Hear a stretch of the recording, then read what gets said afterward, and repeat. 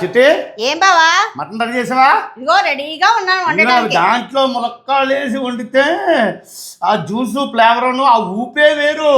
ఏ ఊపండి బాబు? అదే మన ఇద్దరం సరదాగా తర్వాత సీక్రెట్ గా మాడుకుందాంరా. ముందు వంట చేయి చిట్టి. చేసేస్తాను. ఏదోటి కలిపేయమంటారు ఎప్పుడూనో. ముందుగా కుక్కర్లో నూనె వేసుకుని ములక్కాడ ముక్కలు వేసుకుని సాల్ట్ వేసుకుని ఒక 10 నిమిషాల పాటు మగ్గించుకొని తీసి పక్కన పెట్టుకోవాలి. తర్వాత అదే నూనెలో పచ్చిమిర్చి ముక్కలు ఉల్లిపాయ ముక్కలు వేసుకుని సాల్ట్ వేసుకుని అల్లం వెల్లుల్లి పేస్ట్ వేసుకుని బాగా వేగించుకోవాలి. తర్వాత దానిలో మటన్ వేసుకుని కొంచెం పసుపు వేసుకుని కొంచెం సేపు మగ్గిస్తే వాటర్ పైకి తేలుతుంది. దానిలో ఓ స్పూన్ మసాలా పౌడరు, టేస్ట్కి సరిపడా సాల్ట్ వేసుకోవాలి. తర్వాత మన ట్రూ చిల్లీ కారం పౌడర్ వేసుకుని బాగా కలుపుకోవాలి. చూడండి కలర్ ఎంత బాగుందో కదా, ఆ ఫ్లేవర్ కూడా ఎంత కమ్మగా వాసన వస్తుందో.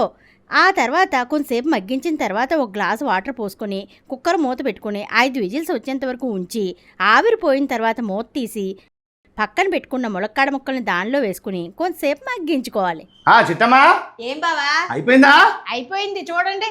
బాబా అదిరిపోయింది. మరి ములక్కాళ్ళకి ఫ్లేవర్ పట్టిందా? పట్టిందండి. బాబా రంగు గింగు వాసన స్మెల్ అదిరిపోతుంది. మరి ఏంటి మన ట్రూ చిల్లీ కారం వేసావా? ఇదిగోండి మన ట్రూ చిల్లీ కారమే వేసాను. ఓకే అయితే మరి కొత్తిమీర నా చేతి ఎత్తేనే అయిపోతుంది అనమాట. ఇంకా కూర్చోండి, దగ్గరికి అయిపోతుంది, నేను పెట్టేస్తాను. మరి మన ఛానల్కి అయితే సబ్స్క్రైబ్ చేసుకోండి. మరి సబ్స్క్రైబ్ కొట్టండి.